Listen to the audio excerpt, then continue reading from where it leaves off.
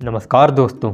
Daily हम लोग एक जगह से दूसरी जगह जाने के लिए ट्रैवल करते हैं और उसी जगह पर जाने के लिए हम लोग ज़्यादातर शॉर्टकट रास्ता चुनते हैं ताकि अपनी डेस्टिनेशन तक जल्दी पहुंच सकें।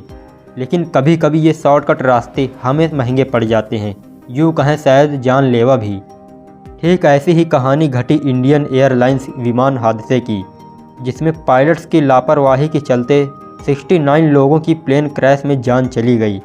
आखिर पायलट्स ने ऐसा क्या किया 69 लोगों को अपनी ज़िंदगी से हाथ धोना पड़ गया। चलिए जानते हैं मणिपुर में साल 1911 में हुए इंडियन एयरलाइंस प्लेन क्रैश का पूरा बायोडेटा। 16 अगस्त 1991 कलकत्ता एयरपोर्ट पश्चिम बंगाल, जिसे आज हम नेताजी सुभाष चंद्र बोस इंटरनेशनल एयरपोर्ट के नाम से जानते हैं। सुबह के करीब 11 बजे इंडियन एयरलाइंस का विमान 257 टेक ऑफ की तैयारी कर रहा था। यह एक बोइंग 737 मॉडल का प्लेन था। इसे मणिपुर के इम्फाल एयरपोर्ट जाना था। इसके बाद इसे नागालैंड के दीमापुर एयरपोर्ट पर लैंड करना था। उस रोज़ आम दिनों के मुकाबले एयरपोर्ट पर चेकिंग ज़्यादा हो रही थी, क्योंकि पिछले ही दिन कुछ लोगों ने प्लेन को हाईजैक करने की धमकी दी थी। चेकिंग के बाद विमान में 63 यात्रियों और 6 क्रू मेंबर्स बैठ गए। यात्रियों में एक छोटा बच्चा भी शामिल था, जिसने अभी दुनिया को अच्छे से देखा भी नहीं था। रिपोर्ट्स के मुताबिक इस विमान को 37 वर्षीय कैप्टन शेखर हेल्दर और 26 साल के कैप्टन राय चौधरी उड़ाने वाले थे। कैप्टन शेखर को 3783 घंटे फ्लाइट उड़ाने का अनुभव था, जबकि कैप्टन राय को 1647 घंटे फ्लाइट उड़ाने का अनुभव था। दोनों कोलकाता के ही रहने वाले थे। अब फ्लाइट ने उड़ान भरी और कुछ ही देर में वह हवा में उड़ने लगा। कैप्टन शेखर विमान उड़ा रहे थे, जबकि कैप्टन रॉय प्लेन की मॉनिटरिंग कर रहे थे। तभी एटीसी यानी एयर ट्रैफिक कंट्रोलर से कमांड मिला कि आप 29,000 फीट की ऊंचाई पर चले जाइए, फिर मणिपुर एटीसी आपको गाइड करेगा। करीब आधे घंटे बाद प्लेन मणिपुर के इलाके में पहुँच गया। यह एरिया पहाड़ों से घिरा हुआ है। कभी भी अचानक से यहाँ धूप निकल आती है तो कभी अचानक से बारिश होने लगती है, इसलिए पायलट लगातार एटीसी से कांटेक्ट करते रहे। अब एटीसी ने कमांड दी, आप 10,000 फीट की ऊंचाई तक प्लेन ले आइए। एटीसी ने पायलट से प्लेन की पोजीशन भी पूछी। कैप्टन ने बताया कि हम VOR VHF omni directional range के ऊपर फ्लाई कर रहे हैं। बता दें, VOR की मदद से पायलट्स को सिग्नल मिलते हैं और डायरेक्शन के लिए गाइडेंस मिलती रहती है। लेकिन VOR को पायलट तक सिग्नल भेजने के लिए प्लेन में रिसीवर लगा होता है, लेकिन यहाँ इंडियन एयरलाइंस में वो रिसीवर नहीं था। इससे एटीसी प्लेन की करंट लोकेशन का पता नहीं लगा पा रही थी। कैप्टन का हर बार यही जवाब था कि हम VOR के ऊपर उड़ रहे हैं।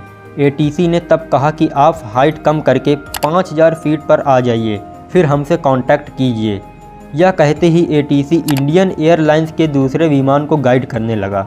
तभी एक बार फिर इंडियन एयरलाइंस फ्लाइट 257 के पायलट ने दोबारा एटीसी से संपर्क किया और बताया कि हम ईस्ट की तरफ जा रहे हैं, वहां से विमान के एल्टीट्यूड को कम करके वापस यहां लौटेंगे। एटीसी ने तब वार्निंग दी कि उस साइड बारिश हो रही है, इसलिए थोड़ा ध्यान देना।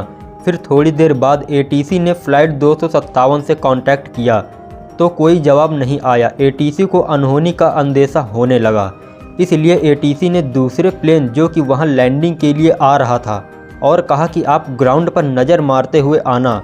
अगर आपको फ्लाइट 257 नज़र आए तो हमें बताना। लेकिन उन्हें ग्राउंड पर कोई प्लेन नहीं दिखा। मौसम भी ख़राब था। एटीसी ने फिर फ्लाइट 257 से संपर्क करके मैसेज देने की कोशिश की कि अब रनवे खाली है, आप लैंड कर सकते हैं। लेकिन अफसोस, उन्हें फ्लाइट 257 से कोई जवाब नहीं मिला। अब एयर ट्रैफिक कंट्रोल कंफर्म हो गया था कि फ्लाइट 257 के साथ कुछ अनहोनी हो चुकी है।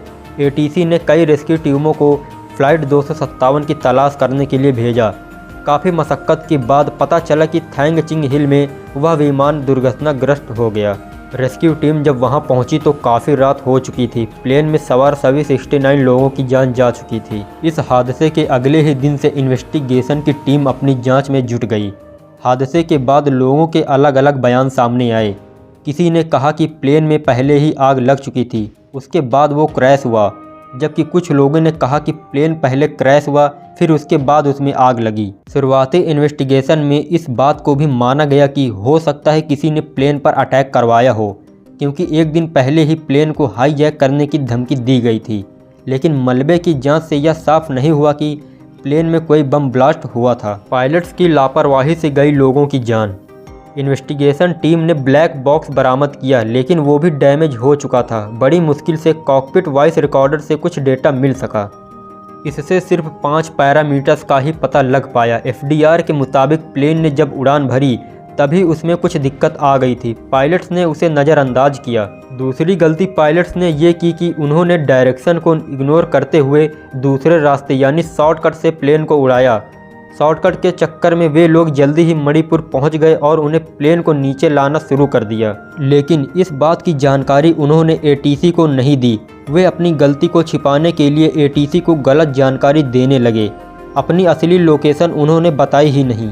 दोनों पायलट्स ने फिर पहले ही प्लेन को नीचे लाना शुरू कर दिया था, जबकि प्लेन एयरपोर्ट से 26 किलोमीटर दूर था।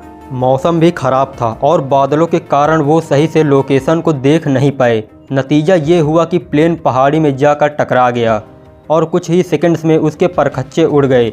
दोनों पायलट्स की लापरवाही से उनकी तो जान गई ही, लेकिन 63 यात्रियों और 6 क्रू मेंबर्स की भी जान चली गई। तो दोस्तों, ये थी फ़्लाइट 257 की दिल दहला देने वाली कहानी। दोस्तों, इस चैनल पर ऐसी ही वीडियोज़ अपलोड होती हैं। अगर आपको भी ऐसी वीडियोज़ पसंद हैं तो इस चैनल को अभी सब्सक्राइब कीजिए, और वीडियो अच्छी लगी हो तो प्लीज़ एक लाइक कीजिए और एक प्यारा सा कमेंट ज़रूर करिए। धन्यवाद।